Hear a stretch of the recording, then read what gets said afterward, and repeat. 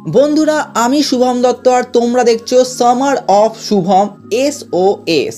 তো SOS এর আমরা প্রথম পার্টেই ডিসকাশন করছিলাম হচ্ছে ইন্ডিয়ান আর্টের সম্বন্ধে, যে কিভাবে ভারতে চিত্রশিল্পের উৎপত্তি হয়েছে এবং সময়ের সাথে সাথে পরিবর্তন হয়েছে। এবং আমরা কালকে ডে 1-এ ডিসকাস করেছি tribal art and folk art সম্বন্ধে, কিছু বেসিক কনসেপ্ট আর বেশ কিছু এক্সাম্পল দিয়েছি। তো আজকেও আমরা আরও বেশ কিছু এক্সাম্পল নিয়ে ডিসকাশন করব। তো আজকে হচ্ছে ডে 2 অ্যান্ড ডে 2-তে আমরা দুটি ইন্ডিয়ান আর্ট সম্বন্ধে কথা বলবো। প্রথমেই যে ইন্ডিয়ান আর্টটাকে নিয়ে কথা বলবো সেটা হচ্ছে পিঠোরা পেন্টিং।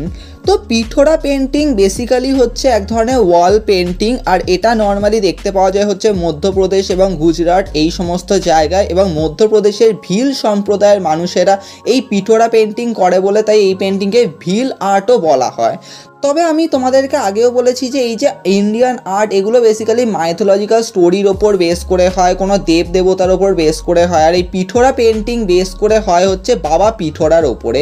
বাবা পিঠোরা হচ্ছে গড অফ ভিলেজ এবং তাকে উৎসর্গ করে বলা চলে তার পুজো করা, তার থেকে শুরু করে বিভিন্ন উৎসব, সেটা হতে পারে বিবাহ, সেটা হতে পারে বাচ্চার জন্ম, সেটা হতে পারে ধরো এই যে চাষের কাজ থেকে শুরু করে যে প্রথম ফসল কাটা। তো এই সমস্ত রিচুয়ালকে সেলিব্রেট করার সময় এই আর্টকে তৈরি করা হয়। আর এই আর্টের স্পেশালিটি হচ্ছে যে এই আর্ট কিন্তু শুধুমাত্র পুরুষেরা করে, নারীরা কিন্তু এই আর্ট প্র্যাকটিস করতে পারে না। এবং যারা এই পেন্টিং করে তাদেরকে বলা হচ্ছে লক্ষীন্দ্র। বিভিন্ন বিভিন্ন উৎসবের সময় দেখতে পাওয়া যায় যে ঘরের দেওয়ালে এই বাবা পিঠোরার পেন্টিং করা হয় এই আর্টের মাধ্যমে, এবং বাবা পিঠোরাকে এইভাবে উৎসর্গ করা হয়। আমরা দেখতে পাই যে বাবা পিঠোরার সাথে সাথে থাকে হচ্ছে বেশ কিছু ঘোড়া, তার পিঠে করে অশ্বারোহী, তার থেকে শুরু করে আমরা হাতি দেখতে পাই, বিভিন্ন বিভিন্ন অ্যানিম্যালকেও কিন্তু এই পেন্টিংয়ের মধ্যে দেখা যায়। এবং দেখতে পাওয়া যায় যে different different bright colour use করে এই পেন্টিংকে করা হয়ে থাকে। যদি আমরা একটুখানি থিমকে নিয়ে ডিসকাশন করি তাহলে দেখো বেসিক্যালি আমি অলরেডি বললাম যে যেহেতু এটা বাবা পিঠোরাকে অ্যাজ এ ট্রিবিউট দিয়ে উৎসর্গ করে যেহেতু করা হয়, তো এখানকার পেন্টিংগুলো না বেসিক্যালি একটুখানি জিওমেট্রিক শেপ ইউজ করে করা হয়। যেমন ধরো দেখতে পাবে রেক্ট্যাঙ্গেল শেপ থেকে শুরু করে একটুখানি ডিফারেন্ট ডিফারেন্ট ফরম্যাটে হয়। যেমন ধরো এখানে যখন তুমি হর্সের স্ট্রাকচারটা দেখবে সেখানে দেখবে যে একটুখানি কার্ভ মতো হয়ে রয়েছে, তো এরকম অ্যাঙ্গেলে কিন্তু আমরা দেখতে পাই। এবার যদি আমরা একটুখানি টেকনিককে নিয়ে কথা বলি, অলরেডি আমি কালকে ডিসকাশন করছিলাম ফ্রেস্কো পেন্টিংকে নিয়ে, যেখানে আমি বলছিলাম যে হ্যাঁ, যেখানে পেন্টিংটা করা হয় তো সেই দেওয়ালের ওপর একটা প্লাস্টার বা একটা কোটিং দেওয়া হয়। সেই কোটিংটা হতে পারে চুনের দ্বারা, হতে পারে সেই কোটিংটা হতে পারে যে কোনো মাটি দিয়ে, বা হতে পারে যে হয়তো গরুর গোবর দিয়ে। তো এরকমভাবে একটা কোটিং, ফার্স্ট একটা প্লাস্টার, একটা ক্লে দিয়ে বানানো হয়ে থাকে এবং তারপরে ধীরে ধীরে কী করা হয় যে তার উপর সেই পেন্টিংটা করা হয়। তো শুরুতে কী করা হয় যে একটা চারকোল দিয়ে একটা আউটলাইন করা হয়, তারপরে ফিল করা হয় কালার দিয়ে। বেসিক্যালি কালারগুলো কিন্তু প্রাকৃতিক কালার হয়, হতে পারে ফুল, ফল, তার রস থেকে বের করা হচ্ছে, তার থেকে শুরু করে বিভিন্ন পাথর হতে পারে, মাটি গুঁড়ো করে হতে পারে যে ডিফারেন্ট ডিফারেন্ট কালার, যেমন ধর রেড কালার থেকে শুরু করে ব্লু কালার, তো এগুলোকে বের করা হয় আর সেগুলোকে ইউজ করা হয় এই পেন্টিংয়ের ওপর। তবে হ্যাঁ, এই পেন্টিংয়ের মধ্যে কিন্তু একটা পারফেক্ট ব্যালেন্স লক্ষ্য করা যায়। কালারের মধ্যে লাইট ডার্কের ব্যালেন্স থাকে, তার থেকে শুরু করে প্রত্যেকটা ফিগার যেরকমভাবে থাকে, তো তার মধ্যে একটা কম্পোজিশন লক্ষ্য করা যায়।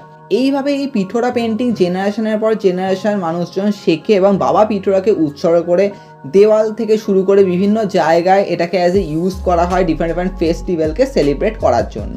এরপরে আমরা যে পেন্টিংটাকে নিয়ে কথা বলবো সেটা হচ্ছে গন্ড পেন্টিং। তো গন্ড হচ্ছে সব থেকে বড় বলা চলে আদিবাসী গ্রুপ এই ইন্ডিয়ার মধ্যে, এবং মনে করা হয় যে তারা কিন্তু আর্য যুগের অনেক আগে কিন্তু ভারতে এসছে। তবে হ্যাঁ, এই যদি গন্ড এর যে মিনিং, তো সেটা হচ্ছে গ্রিন মাউন্টেন। এই গন্ড আদিবাসীরা বসবাস করে হচ্ছে মধ্যপ্রদেশ, ঝাড়খণ্ড, ছত্তিশগড়, বিহার, উড়িষ্যা, অন্ধ্রপ্রদেশ এই সমস্ত এলাকায়।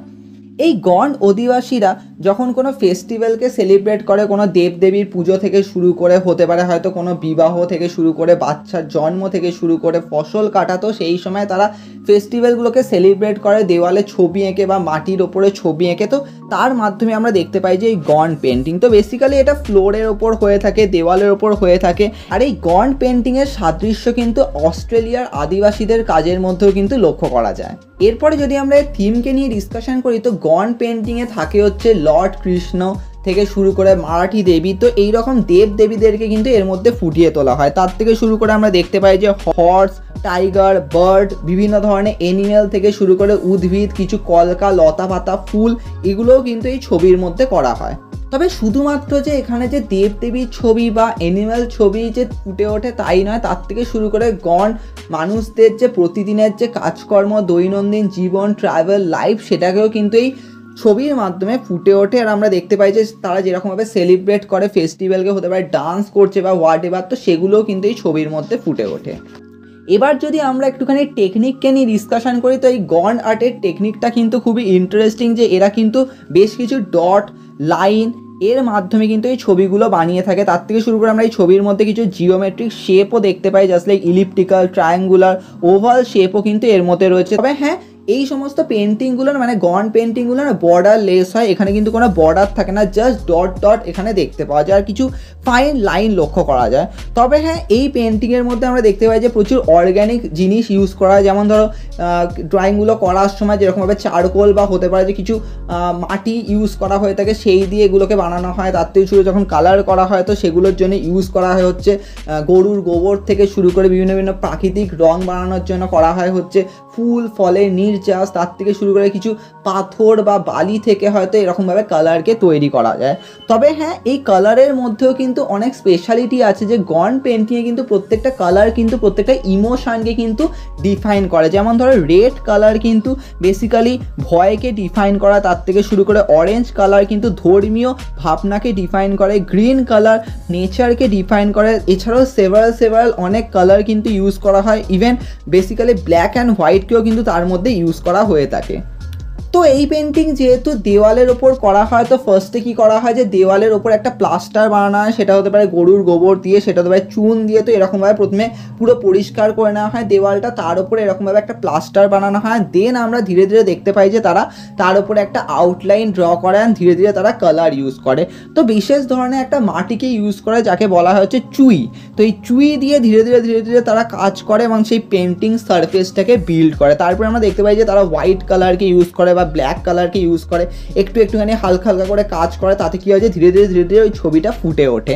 তবে হ্যাঁ, তারা যে ব্রাশটা ইউজ করে তারও একটা ইন্টারেস্টিং নাম হচ্ছে, সেটা হচ্ছে কোচি, এবং তারা এই ডিফারেন্ট প্যাটার্নের মাধ্যমে গন্ড আর্টকে ফুটিয়ে তোলে, আর বলা চলে গন্ড কালচারকেও তাদের পেন্টিংয়ের মাধ্যমে ফুটিয়ে তোলে।